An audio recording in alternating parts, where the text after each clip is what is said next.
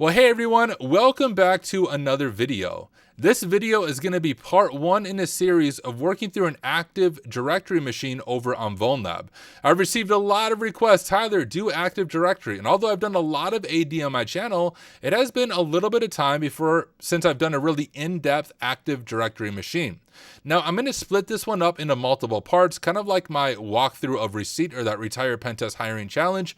And in part one, we're going to focus on doing proper enumeration and showing what methodology looks like when you're enumerating an Active Directory machine. This mini-series is going to be really helpful for you if you want to get into pen testing and want to understand Active Directory. It's going to be incredibly helpful for you if you're studying for a cert like the PMPT or the OSCP or the PT1 or the PJPT or any of those certs that require Active Directory. Now I'll just tell you what we're going to see on Vulnlab is likely more difficult than any of those certs. Vulnlab is a difficult platform because it's really realistic and well done. So if you feel a little bit lost, that's okay. I'm going to do my best to guide you through it.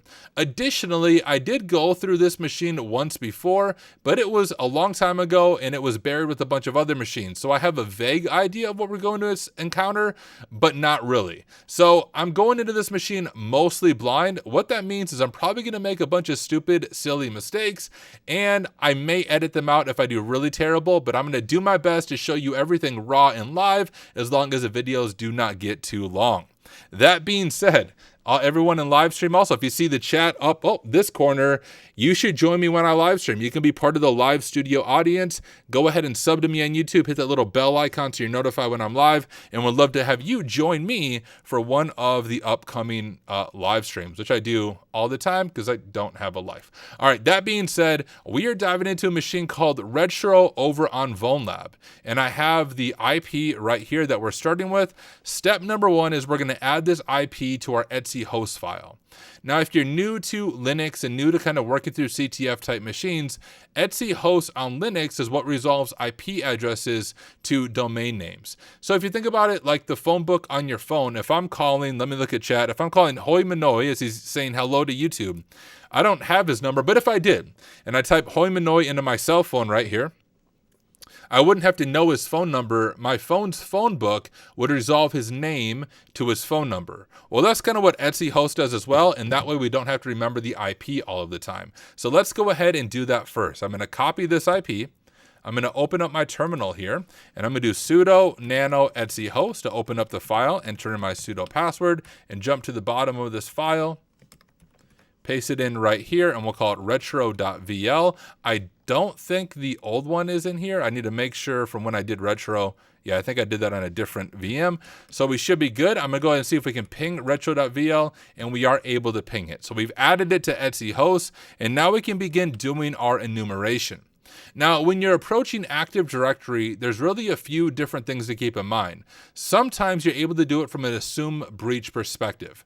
So if you have an assume breach perspective, you're able to automatically run some tools I'm going to show you later on, such as Bloodhound, to get kind of a graph analysis of the AD environment. The retro machine does not come with an assume breach perspective. So this is more of, hey, we're an attacker. Maybe we have VPN access on the network, but we don't have any valid credentials. So step number one of Active Directory, if we don't have assume breach, is we need to find that valid set of credentials. And to do that, there's a few different routes we can take. But of course, one good and solid thing to do is let's run Nmap and see what ports are listening and what ports are open. And if we didn't know this was a Windows or an Active Directory machine, we would learn that from doing our initial port scan. Now you can do Nmap and just run Nmap against it. You can also use a tool like RustScan. Now, if you're new, I recommend RustScan simply because the syntax is easier to remember, but honestly, I can show you both ways of doing it. Now, with RustScan, the way that we can run a full port scan is by doing this. We'll do RustScan -A, I'm going to type in retro.vl, and now the beauty of RustScan is it can take all of the open ports and pass them over to Nmap. So that's the nice thing. RustScan doesn't mean we're not using Nmap, we're actually using RustScan right alongside of Nmap. So then we're going to say, hey, any open port that you find, we want you to do -A with Nmap to throw all the enumeration scripts at it, and let's see what is running on these ports. We can hit enter, and you can see right away we're hitting some ports that are very clear indicators that we're dealing with an Active Directory environment. We can see 88, Kerberos, we can see DNS right here. We can see some SMB stuff, LDAP stuff, a lot of RDP, a lot of Windows-specific ports that are open and that are listening. Now, let me show you how you can do the same command but using Nmap. If you're more comfortable just using Nmap, when I did the OSCP, I was scared to use other tools because I didn't want to break something. So when I was doing OSCP, I only use Nmap for everything. And this is how I approach it on the OSCP. Oh, can I make terminal font bigger? Absolutely. Let me know if that's a little bit better. So when I was doing the OSCP and using Nmap, I would do it like this. I would first do an Nmap -p dash. That means, hey, Nmap, I want you to scan every single port on this machine, because exams like the OSCP or just CTFs will hide weird ports on uncommon ports. And if you do a typical Nmap scan, it only scans the top 1,000 most common ports, but -p dash will scan all of the ports. With that, I would do retro.vl. I would also do -P lowercase n. This means ignore host discovery. Just assume the host is up, because sometimes with Windows, if the firewall is enabled, it will ignore the ping scans and it will look like it's down, and do -v for verbose mode because I like to see it working. That scan will give you a list of every single open port. Once I have the open ports, I would then run a second scan where I do Nmap -p. You can actually see this from Silver Platter, and I specify the ports that are open, right? So I could do 88, 33, 89, but I specify every single open port, -A flag to throw all the enumeration scripts at it, retro.vl, -pn to ignore host discovery, and -v for verbose mode. So that is the full way that you would do it with Nmap. The beauty of RustScan is doing all of that for us. It is first doing a full scan of the network, and after it has every single open port, it's coming back with that -A flag to see everything that is running on these open ports. Now, this scan may take a little bit of time because it is AD and because there's a lot of ports that are open. So while this scan is running, we can go ahead and get our notes ready. So I'm going to jump over to my notes. I can close this out. I just wanted that so I didn't lose the IP as I was setting up the machine. And let's go ahead and do an H1, and we'll call this enumeration. Now, the question I often get with notes is, hey, Tyler, what do you use for taking notes? Well, you can see up above, I'm using Notion, but I am just using the completely free version of Notion. So everything you see me do with my note-taking process will not cost you any money. Notion does not sponsor my streams. If they want to sponsor me or at least give me a free pro plan, I'll take it. But right now, I use the completely free version of Notion. I also used to use OneNote. I used to use Cherry Tree. I don't think I've used Obsidian, but Obsidian is another Notion-like a note-taking thing that's stored locally rather than in the cloud. Better for pen tests, so you're not storing, sensitive data in the cloud. But here we are using Notion. We're going to make an enumeration header, and I'm going to do an H2 right here, and we're going to call this Nmap. And I'm going to set up a code block so we can store all of our Nmap results right here in our notes. To do a code block in Notion, we're going to do 3 backticks, 1, 2, 3, and that will go ahead and create a code block. Additionally, what I like to do is create a table of contents. As long as we use headers and everything like that, it will automatically create a table of contents for us. So if we do / table of contents, like so. If I could learn how to type contents, okay. I apologize, I'm still learning how to spell. I don't know why that didn't work. Table of content, I'll just click it. And then you can see as we're enumerating, we can very quickly look up at the top of our notes and see everything that we have covered as we have been working through the machine. All right, looking at chat, seeing if I am missing any questions over there. Which one is better, RustScan or Nmap? They both do the same thing. I don't know if one's better than the other. RustScan's syntax is a little bit easier to remember. Bailey says he's a big Obsidian fan. Mark says, started using Notion after seeing using it and when it was showcased in the TCM Academy. I didn't even know it was showcased in TCM. That's awesome. How do OSCP Proctor monitor tools you use? They just watch your screen. All right, let's jump over to this. You can see our Nmap scan is done, and we have a lot of noise it looks like to work through. So let's go ahead and grab these results. We can probably, well, we can grab that. We'll just grab all of it. Yeah, here we go. We'll grab all of it. Scroll down to here to where the ports are. Copy this, and let's go ahead and create a plan for enumeration. Jump over to here. Split some of these up into common services. I'm also, just because we don't need all the certificate information right here, I'm going to go ahead and clean some of this up so it's a little bit easier for us to look at. I'm going to bring 445 over by these guys because they go together for SMB. We can close this out. Whoops. We can close this out. Maybe I can close this out. There we go. And like what I'm doing right here looks boring. But let me just suggest to you, a big part of hacking is taking good notes and going slow and doing proper methodology and enumeration. Why have I not seen you live before? Good grief, your pace and voice are great. Well, thank you, my friend. I really do appreciate it. Yeah, AMA has asked me anything. Feel free to ask questions as we go. I am recording a standalone video for YouTube as well. So, hey, your question, whoops, I didn't mean to do that. Your question might make it to my standalone YouTube channel. We have LDAP here as well. Another thing here, this certificate isn't really that useful for us. So I'm going to go ahead and clean that up a little bit. I got 32 of that. Okay, so we have things cleaned up a little bit, and now we can just begin doing enumeration. But hey, before we do that, I do want to let you know that this video is sponsored by me. So hey, if you enjoy my content and you want to learn pen testing, I released a fully hands-on AWS cloud pen testing course. Check out this word from our sponsor, which is me, and then we'll dive back into enumeration. To succeed as a pen tester in 2025 and beyond, you need to understand cloud pen testing. I created an entire course, Introduction to AWS Pen Testing, which is 65 hands-on lessons taught by me, a real pen tester, not just a silly InfoSec influencer. This course is available right now for only $34.99. I could have easily charged hundreds of dollars for this course, but I wanted it to be affordable and accessible. Link is in the description. All right, well, thank you, Tyler, for making this video possible. Do want to let you know the price will be going up eventually from $34.99, probably up to $40, maybe $50. I don't know yet, but right now it is available for $34.99. One-time payment will give you lifetime access to my course, continually updated, no subscriptions needed. All right, let's dive back into our enumeration here. Now we see a lot of ports that are open. And what I like to do, and this is also very good methodology for those of you who might be studying for the OSCP, is just work through the ports and see what you are able to find.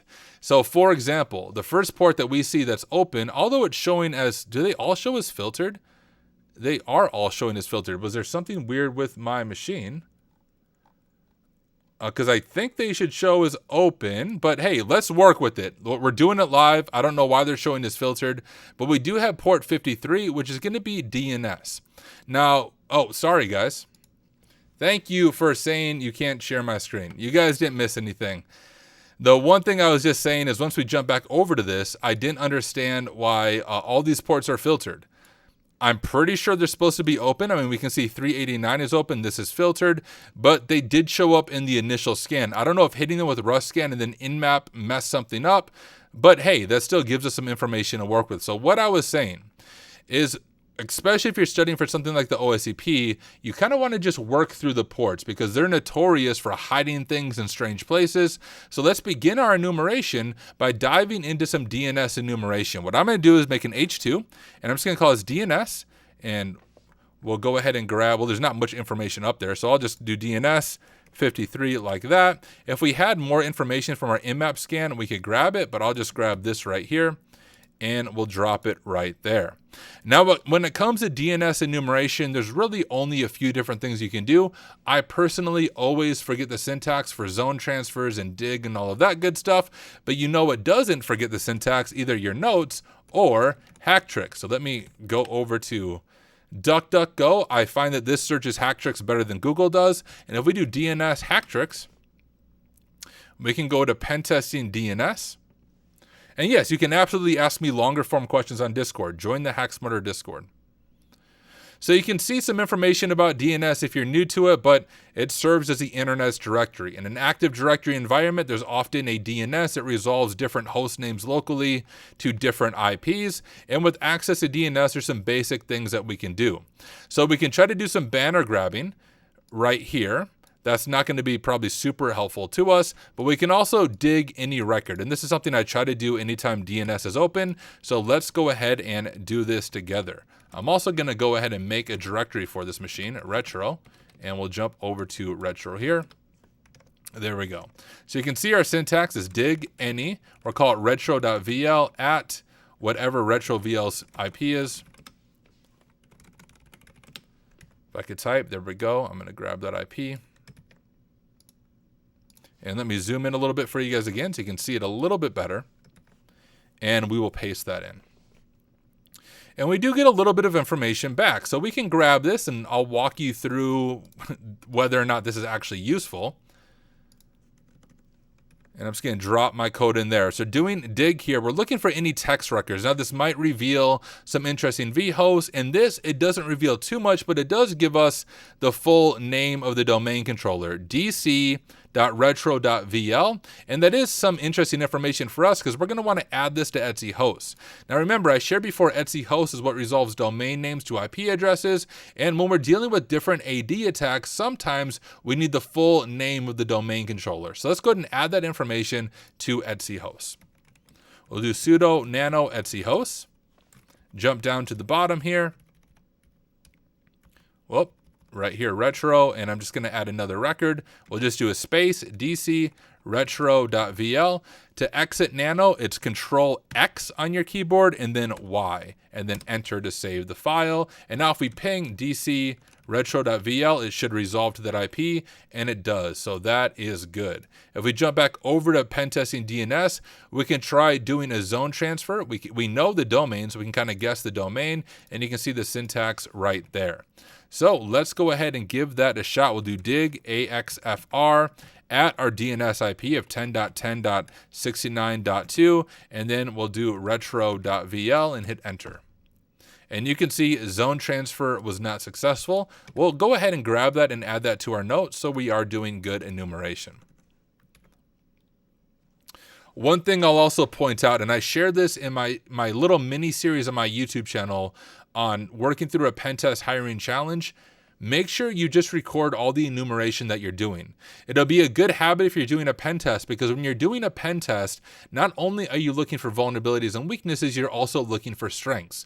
So it's a good idea to take notes of things that you tried that weren't successful. So when you write your report, you can let the client know, hey, here are things I tried, but your environment was secure from whatever attack I was attempting to do. So always take good notes. And one more, just self-promotion. I know I'm live right now on a few different platforms. My primary platform is YouTube. This way you can catch all of my standalone videos, including a mini series I just completed on working through a real pen test hiring challenge from the perspective of, well, me, who is a pen tester. But when it comes to DNS, there's some more things that we can do here, but for the most part, those are the two things I try to do. I try to look for any interesting records, try to do a zone transfer. I think we can safely say, hey, with DNS, we were able to get the full name of the domain controller, but outside of that, there's not much that's super helpful. Now, Kerberos as well is not going to be super helpful. I could show it to you in Hacktricks, but generally with Kerberos, we need some type of authentication before we can enumerate Kerberos. And I can show this to you. If we go back out to this, we'll do Kerberos. If you've never heard of Hacktricks, it's like an online hacking book, and it is amazing. But you can see Kerberos operates on a principle where authenticates you. Oh, let me blah, blah. Where authenticates users without managing their access to resources. I don't know why this is bugging out. This is an important distinction because it underlines the protocol's own security frameworks, blah, blah, blah. If you look through enumerating Kerberos, you'll see, for the most part, we need some type of credentials to do any type of enumeration of Kerberos, unless you find a crazy 0-day to get into the machine. Hey, Sparrow Jumpy, we're doing some Active Directory hacking, specifically on enumeration type stuff. Oh, thank you for that, Real Bilbo. So like I said, Kerberos, probably not super helpful right now. We need credentials. Let's jump over to this, though, because this is something that's usually quite juicy, not only in a CTF, but in the real world, and that is SMB. So I'm going to do an SMB right here. We'll drop the link in here. Hey, Fixit42, good to have you here. No chance of earlier streams, I guess? No. I work full-time during the day as a pen tester. I have 2 young kids. I actually spent the whole evening playing t-ball with my kids in my backyard, got them put to bed, and now I'm hanging out with you guys. So unfortunately, I do not have the availability to stream earlier because, well, I got to pay bills, and streaming doesn't pay the bills. Hey, XA, thank you so much for buying the course. Really do appreciate the support. Enjoy the course. I think you will enjoy it. But here we go. We have SMB. Now, when it comes to SMB, this is a file sharing service for sharing different files around the network. When you have access to SMB, the first thing to check is whether or not you can access it anonymously. This is a common misconfiguration I see when I'm doing real internal pen testing in AD environments, that if I have network access, I can actually read many network shares without having credentials. It's called a null session or anonymous session. Let's go ahead and check that out. We'll go over to our terminal. We'll clear to clean that up a little bit. And I'm going off memory, so I might totally screw up the syntax, but I think this is the syntax with SMB client to do it manually. We can do SMB client -L, I think it's capital L for list, 4 backslashes retro.vl, 2 backslashes, hit enter, anon, boom. I'm actually really surprised I got that syntax correct the first time, but you can see it does allow anonymous access. And we have a few shares that might be interesting if we can access them. We have notes and we have trainees. The rest of this stuff is mainly default stuff for things that we won't have access to without credentials, but let's go ahead and grab this and add it to our notes. I'm going to do an H3 and we'll say anonymous access is enabled. If we were doing a pen test report, this would be at least an informational, maybe higher depending on what's in that. And I also want to show you guys the beauty of Notion. Remember that table of contents we set up in the beginning? You can see it's continuing to build this table of contents for us. So we'll very easily get a quick glance of everything that we've done and things that stand out. So because we found a legit vulnerability or misconfiguration, I want to do an H3 so it would show up in our table of contents. Casually Joseph said, anon session SMB is a good detection to have on the blue side. Yeah, absolutely. I bet so. Okay, so let's go ahead and see if we can connect to any of these shares. As I said before, I see 2 non-default shares. We have notes and we have trainees. So let's check out those 2 shares. I'll jump back over to our terminal and we'll do SMB client. Instead of listing it, we want to actually connect to it. So we're going to do /// retro.vl, double backslash, I think, and we'll do notes, anon, and we actually are able to authenticate to the note share without authentication. Very common thing I see when I'm doing internal pen testing, very realistic. Now that we're here, let's go ahead and do dir. And we get status access denied. So although we can connect to the note share, we cannot actually list any of the files. So we'll add that information to underneath anonymous access is enabled. I'll just say we can connect, but cannot list the notes share. I'll drop that in there. We also have that other share called trainees. So let's try the same thing.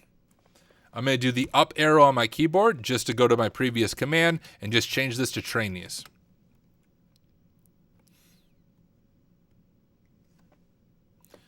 I should say with password, it doesn't matter. I should have said this in the beginning. I'm literally just typing anon for the password. The password does not matter. And we're able to access trainees as well. Let's see if we can search it out. And yeah, you can use netexec, but I want to show how to do it manually. So if we do dir, we have a note called important.txt, which as the name implies, maybe it is important. Let's go ahead and get this file so we can get important.txt.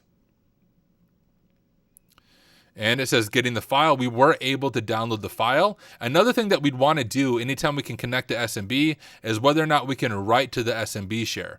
netexec makes this really easy, and I'll show you the netexec way in just a moment. But if you can write to an SMB share, you might be able to upload like a .link file and steal some hashes with responder. But let's exit out of this.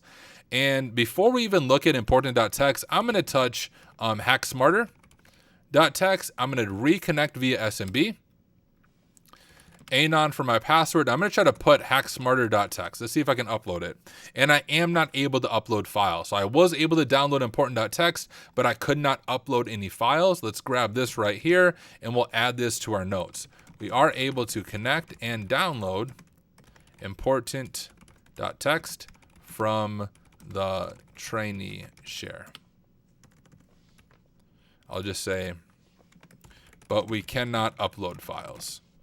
for our notes so we have that information. So let's go ahead and see what is important.txt. Actually, before we look at important.txt, let me try to do the same functionality, but by automating the process with netexec. Now, I think it's always important to know how to do it manually, but a tool like netexec will make your life a little bit easier. Now, netexec, I don't actually remember if netexec is installed by default in Kali now, or if you have to install it, but it's NXC in order to run netexec. Netexec is also amazing. So if you're new to netexec, there's a netexec.wiki that will guide you through all of the things netexec can do. But you're going to see me using netexec, at least I think so. I don't remember everything on this machine, but every time I do an Active Directory pen test or an AD machine, I'm using netexec all of the time. But one way we can check null shares or anonymous shares with netexec is we can do netexec. I believe it's retro.vl. Is it SMB first? No, I think it's I don't remember. It's retro.vl smb-u. We're going to give no user, no password, and then shares. Okay, I did that wrong. So it's netexec smb retro.vl. And then we do get error enumerating shares access denied. We could try just random user.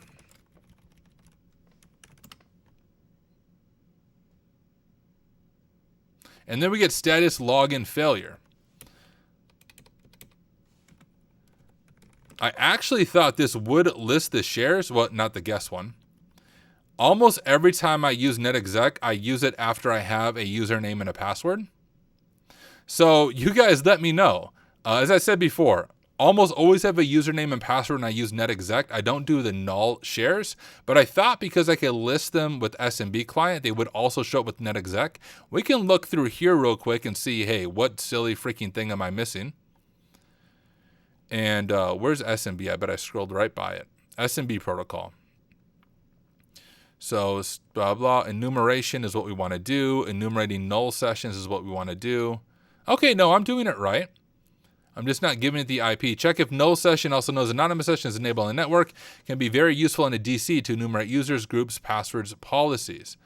And so I was able to do it with SMB client, but I wasn't able to do it with netexec. At least I couldn't list out the shares with it. So for those of you watching this after the fact on YouTube, let me know what I did wrong, or let me know how I can learn. I make these videos and I live stream not only to teach you, but to learn myself. So if I missed something there, please let me know. But I promise as we work through this series, netexec will come back over and over again as we work through this machine. Hey everyone, real quick, Tyler from the future here. I realized what I was doing wrong with netexec. Thank you to Defis Modernus Leben, if I'm saying that correct, over on Twitch.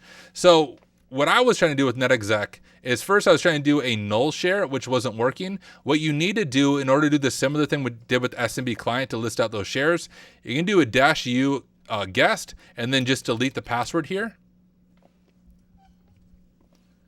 And then we are able to list out those shares. Same thing that we do with SMB client -L that I showed you do it manually. This allows you to do it with netexec. So just wanted to jump in here, edit it real quick, and just show you how to solve that issue for your own learning. Anyways, I know a lot of suspense for those in the live stream. What is in important.txt? This is where I should end the video and be like, hey, tune back next week to find out what is in important.txt. But I will not leave you on a cliffhanger. Let's see what is important.txt. Dear trainees, I know that some of you seem to struggle with remembering strong and unique passwords. So we decided to bundle every one of you into one account. That is great security. Stop bothering us, please. We have other stuff to do than resetting your password every day. Regards, the admins. Okay, let's grab this and analyze it a little bit together. And we'll just say analyzing important.txt.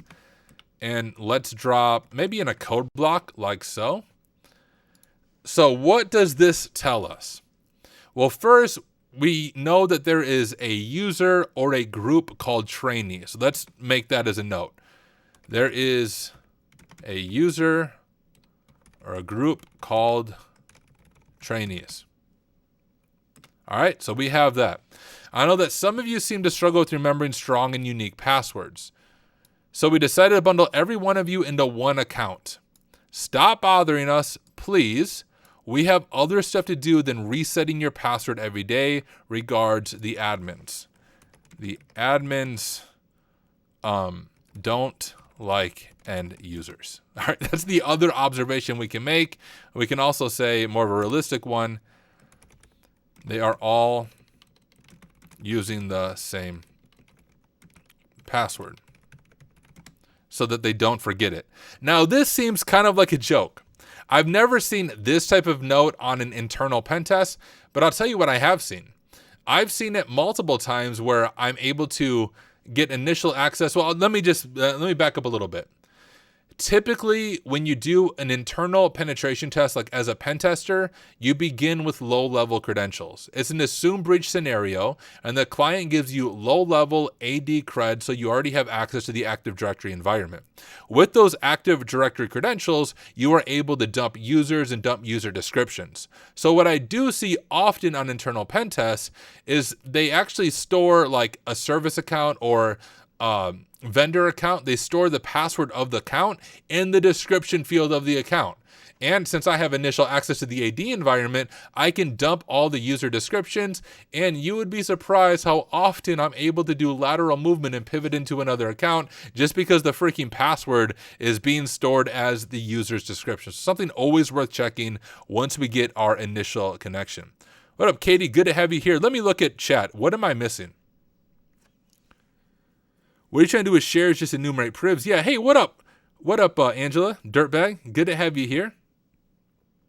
I think it's safe to say they are most likely not using a strong password policy and the passwords are not expiring. That's a good point. Hey, that's a good call, Bilbo. Likely not using a strong password policy because they said, hey, you guys have an issue of not setting strong passwords and passwords are not expiring. All right, so what can we do from here?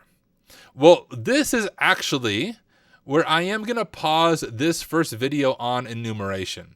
If you have a Vulnlab subscription, I want you to try this on your own. You have all of the pieces that you need to get initial access to the Active Directory environment. You know that we have a user or a group called trainees. You know that they're all using the same password because, well, it's only one username. You know that there's likely not a strong password policy and the passwords are not expiring, and you know that the admins do not like end users. So I want you to try this on your own. Now, if you don't have a sub to Vulnlab, this is not sponsored by Vulnlab at all, but Vulnlab was recently purchased by Hack the Box, but as of now, all the machines are on Vulnlab, and you can subscribe over here. Now, the only way to sub right now is on Patreon. I was able to sub for 365 days back before they were purchased by Hack the Box, but still super affordable, and it also gives you access to their very large red team networks that are amazing. So if you don't have a sub to Vulnlab, go ahead and get a sub and follow along with me as we work through this series. But this is what I want you to do before you watch part 2 of this video series. Try this on your own.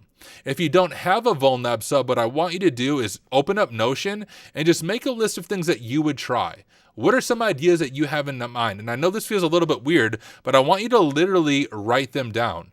You're going to learn a lot by watching me. You're going to learn even more by applying your own critical thinking and thinking through, hey, how would I enumerate this if I came across this in the real world, in a pen test? What are some things that I should try? So I want you to give that a shot. And once you do that, you can join me in part 2 of this series, and we will pick up where we left off and see if we can get initial exploitation, initial access to the AD environment, and really begin digging into Active Directory and see what misconfigurations we are able to find. Hey, thank you so much for hanging out with me and watching this video. I will see you in the next one.